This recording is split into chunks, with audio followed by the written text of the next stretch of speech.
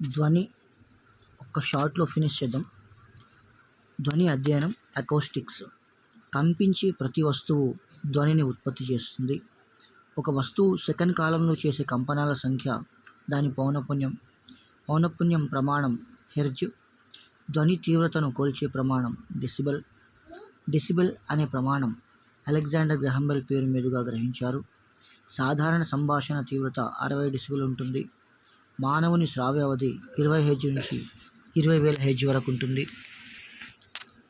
20 hertz కన్నా తక్కువ ఉన్న శబ్దాల్ని పరశ్రావ్యాలు లేదా ఇన్ఫ్రాసోనిక్స్ అంటారు.